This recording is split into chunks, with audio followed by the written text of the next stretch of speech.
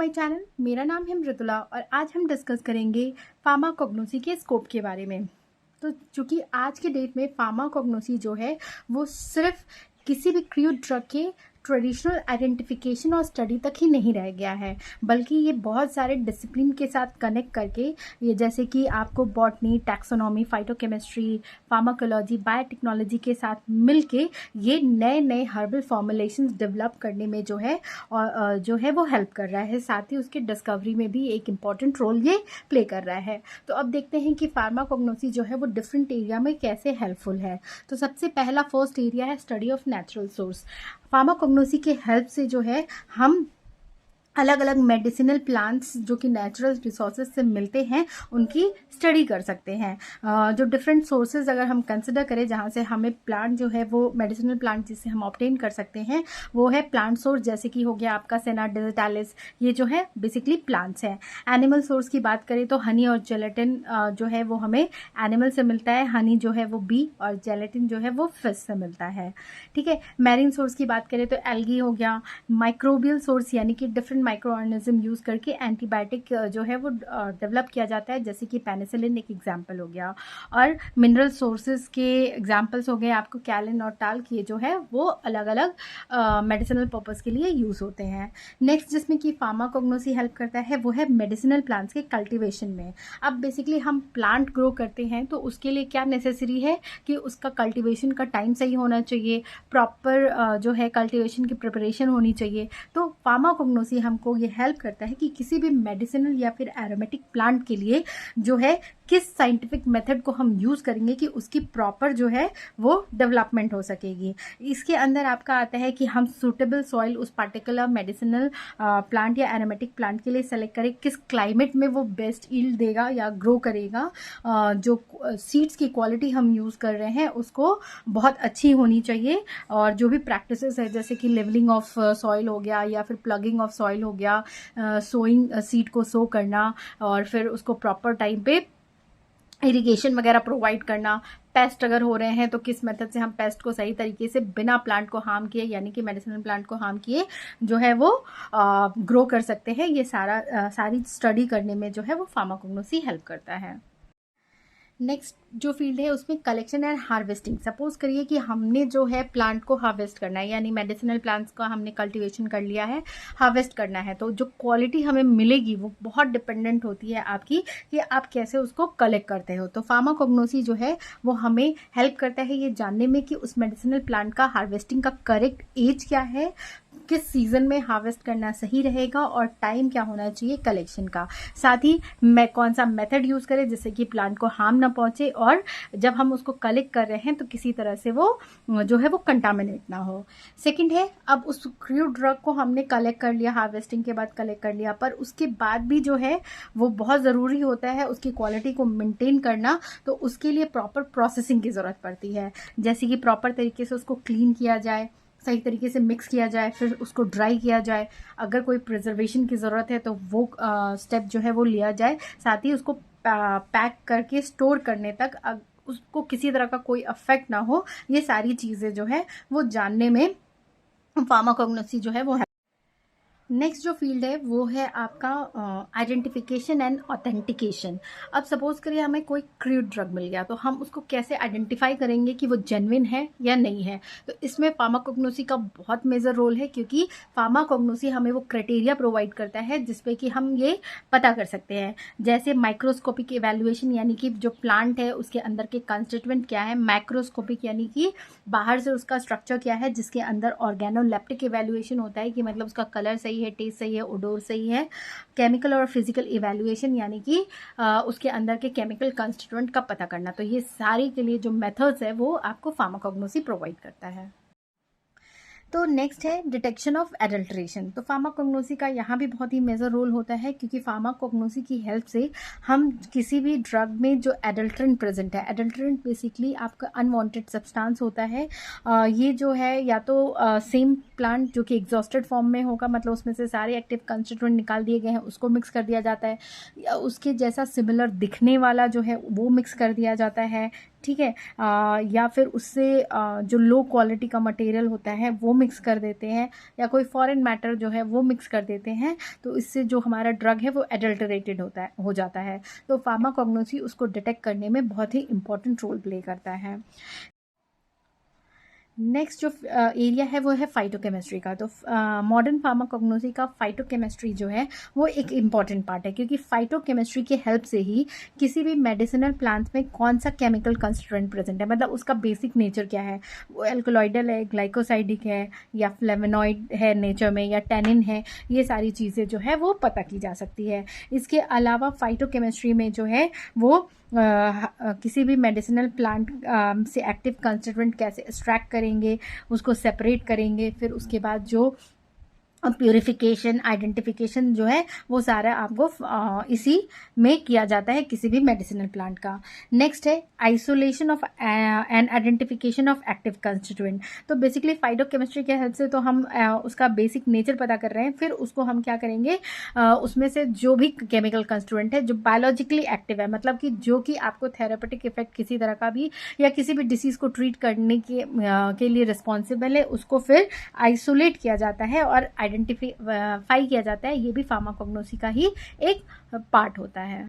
जैसे कुछ एग्जाम्पल की मैं बात करूंगी तो मॉर्फिन जो कि ओपियम से मिलता है, एट्रोपिन जो कि बेलाडोना से मिलता है, और रेसोपिन जो कि राउल्फिया से मिलता है। ठीक है। तो अब नेक्स्ट जो एरिया है वो है क्वालिटी कंट्रोल एंड स्टैंडर्डाइजेशन। तो यहाँ पे भी मॉडर्न फार्माकोग्नोसी का बहुत ही इंपॉर्टेंट रोल होता है, क्योंकि यही हेल्प करता है ये आइडेंटिफाई करने में कि जो हर्बल ड्रग है उसके आइडेंटिफिकेशन में, उसके प्योरिफिकेशन में, प्लस क्वालिटी मेंटेन करने में और उसकी सेफ्टी में फार्माकोग्नोसी का बहुत इंपॉर्टेंट रोल होता है।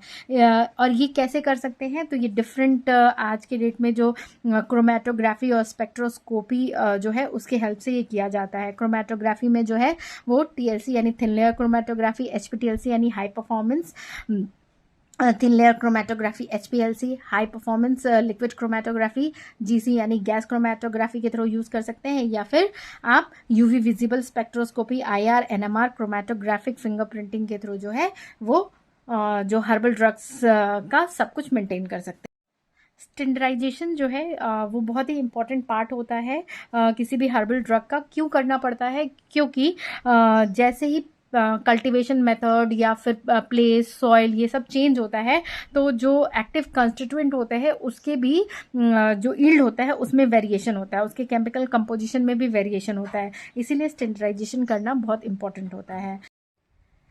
नेक्स्ट है हर्बल ड्रग डेवलपमेंट। तो हर्बल ड्रग के डेवलपमेंट में भी फार्माकोग्नोसी का बहुत ही इंपॉर्टेंट रोल है, क्योंकि ये साइंटिफिक बेस प्रोवाइड करता है किसी भी हर्बल मेडिसिन के डेवलपमेंट के लिए, या कोई हर्बल एक्सट्रैक्ट है उसके स्टैंडर्डाइजेशन के लिए। उसके साथ ही अगर कोई फाइटोफार्मास्यूटिकल्स बनाया जा रहा है या कोई हर्बल फॉर्मुलेशन है, जैसे हर्बल टी हो गया या न्यूट्रास्यूटिकल्स हैं जो आज के डेट में फूड के फॉर्म में यूज़ हो रहे हैं अलग अलग डिसीज़ को ट्रीट करने के लिए, कोई फंक्शनल फूड हो गया या फिर कोई कॉस्मेटिक्स हो गया, तो इन सब में फार्माकोग्नोसी जो है इनके प्रिपरेशन के लिए साइंटिफिक बेस जो है वो प्रोवाइड करता है फार्माकोलॉजिकल एंड टॉक्सिकोलॉजिकल स्टडी।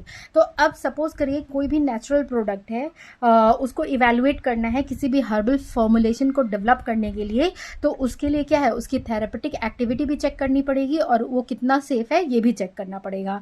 तो फार्माकोग्नोसी जो है वो फार्माकोलॉजी, टॉक्सिकोलॉजी, बायोकेमिस्ट्री और मॉलिक्यूलर बायोलॉजी के साथ कनेक्ट करता है और उनके इवेल्युएशन में हेल्प करता है। इसके अंदर जो है किसी भी जो हर्बल ड्रग है या नेचुरल प्रोडक्ट है उसमें किस तरह की एक्टिविटी प्रेजेंट है उसको इन्वेस्टिगेट किया जाता है, जैसे कि एंटी माइक्रोबियल है कि एंटी डायबिटिक है कि कार्डियो प्रोटेक्टिव है, जो भी उसकी एक्टिविटी है उसको फार्माकोग्नोसी के हेल्प से विद फार्माकोलॉजी, टॉक्सिकोलॉजी से कंबाइन करके उसको इवेलुएट किया जाता है। नेक्स्ट जो फील्ड है ड्रग डिस्कवरी एंड डेवलपमेंट। जैसा कि मैंने बताया कि नेचुरल प्रोडक्ट जो है वो काफ़ी सेफ होते हैं, उनके साइड इफेक्ट्स जो है वो बहुत ही मिनिमल या फिर बिल्कुल नहीं होते, तो इसीलिए एक तरह से नेचुरल प्रोडक्ट जो है वो आज की डेट में बहुत सारे कंपाउंड्स के डिस्कवरी के लिए जो है वो एक बेस बन चुका है। तो इसके लिए जब भी कोई ड्रग डेवलप करनी होती है तो इसके लिए जो है सबसे पहले तो नेचुरल सोर्स जो है उसको सेलेक्ट किया जाता है, फिर उसका एक्सट्रैक्शन परफॉर्म करते हैं, उसके बाद उसकी स्क्रीनिंग होती है कि उसके अंदर कौन सा एक्टिव कंस्टिट्यूएंट प्रेजेंट है, फिर उसको आइसोलेट किया जाता है, फिर उसके स्ट्रक्चर को आइडेंटिफाई किया जाता है, फिर जो भी आपका एक्टिव कंस्टिट्यूएंट है उसकी फार्माकोलॉजिकल टेस्टिंग की जाती है, मीन्स कि वो किस तरह का थेरेपेटिक इफेक्ट प्रोड्यूस कर रहा है, एंटीमाइक्रोबियल, एंटीबायोटिक, ये सारी चीज़ें चेक की जाती है। फिर फाइनली जब एक्टिविटी मिल जाती है तो ये चेक किया जाता है कि वो किसी तरह का टॉक्सिसिटी तो नहीं प्रोड्यूस कर रहा है, ठीक है। उसके बाद फाइनली जो है ड्रग का डेवलपमेंट किया जाता है और उसको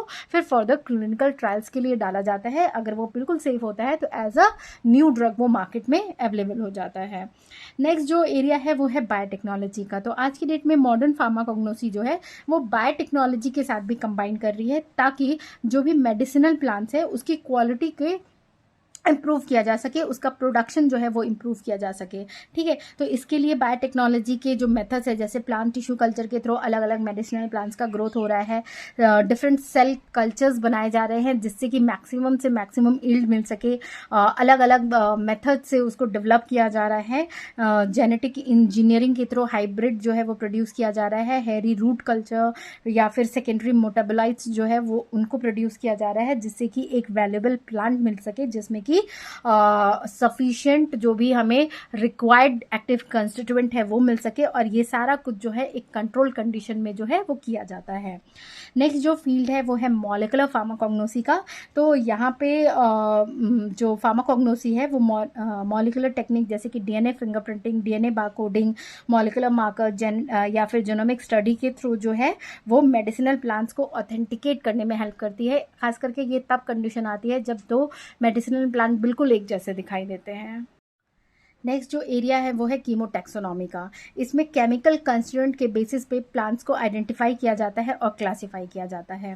नेक्स्ट है कंजर्वेशन ऑफ मेडिसिनल प्लांट्स। तो अब जैसे मेडिसिनल प्लांट्स आज के डेट में बहुत काम के हो गए हैं, तो इसमें से बहुत सारे ऐसे भी हैं जो धीरे धीरे खत्म हो रहे हैं। तो फार्माकोग्नोसी की हेल्प से इन मेडिसिनल प्लांट्स के डिस्ट्रक्शन को प्रिवेंट किया जा सकता है, साथ ही जो है वो सही तरीके से उनकी हार्वेस्टिंग करके, कल्टिवेशन करके, और जो इंडेंजर्ड स्पीसीज है उनके लिए अल्टरनेटिव ढूंढ के जो है वो कंजर्व किया जा सकता है इनको। नेक्स्ट जो फील्ड है वो इंडस्ट्रियल एप्लीकेशन का। तो चूंकि आज की डेट में नेचुरल प्रोडक्ट से फॉर्मुलेशंस डेवलप किए जा रहे हैं, तो अलग अलग इंडस्ट्री जो है उनके लिए फार्माकोग्नोसी के हेल्प से रॉ मटेरियल प्रोवाइड किया जा सकता है। जैसे फार्मास्यूटिकल इंडस्ट्री में हर्बल ड्रग, एक्टिव कंस्टिट्यूएंट या फाइटो फार्मास्यूटिकल्स के लिए जो रॉ मटेरियल है वो फार्माकोग्नोसी के हेल्प से निकाला जाता है। जो फील्ड है वो है ट्रेडिशनल सिस्टम ऑफ मेडिसिन। तो जब से सिविलाइजेशन स्टार्ट है तब से जो है बहुत इंडिया में, चाइना में, इजिप्ट, ग्रीस, इन सारे जगहों पे बहुत सारे ऐसे साइंटिस्ट हैं जिन्होंने मेडिसिनल प्लांट्स को यूज़ किया है अलग अलग डिसीज़ को क्योर करने के लिए। जैसे आयुर्वेदा, यूनानी, सिद्धा या फिर ट्रेडिशनल चाइनीज़ मेडिसिन हो गया। तो उस समय साइंटिफिक बेस नहीं था, लेकिन आज की डेट में फार्माकोग्नोसी कोई भी मेडिसिनल प्लांट्स है उसको ऑथेंटिकेट कर रहा है, यानी कि साइंटिफिक सपोर्ट जो है वो प्रोवाइड कर रहा है कि हाँ वो मेडिसिनल इफेक्ट जो है वो प्रोड्यूस करता है। और सबसे लास्ट तो नेक्स्ट जो फील्ड है वो है रिसर्च एंड डेवलपमेंट का। तो सिंस आज के डेट में नेचुरल प्रोडक्ट्स की तरफ जो है वो ओरिएंट हो रहा है पूरा वर्ल्ड, तो वहाँ पे अलग अलग फॉर्मुलेशंस डेवलप किए जा रहे हैं जिसमें कि नेचर से मिले हुए सोर्सेज यूज़ किए जा रहे हैं। तो इसीलिए फार्माकोग्नोसी अपॉर्चुनिटी प्रोवाइड करता है रिसर्च करने में, न्यू मेडिसिनल प्लांट के या फिर कोई न्यू बायो एक्टिव कंपाउंड हो, या फिर हर्बल ड्रग को स्टैंडर्डाइज करना हो, या फिर नए नेचुरल प्रोडक्ट डिस्कवर करना हो, या फिर नोवल फॉर्मुलेशंस डेवलप करना हो, या फिर मेडिसिनल प्लांट्स को प्रॉपर तरीके से यूज़ करना हो। तो ये था अबाउट आपका स्कोप ऑफ फार्माकोग्नोसी। अगर आपको मेरा ये वीडियो पसंद आए तो प्लीज़ इसे लाइक, शेयर और कमेंट करें। Thank you for watching.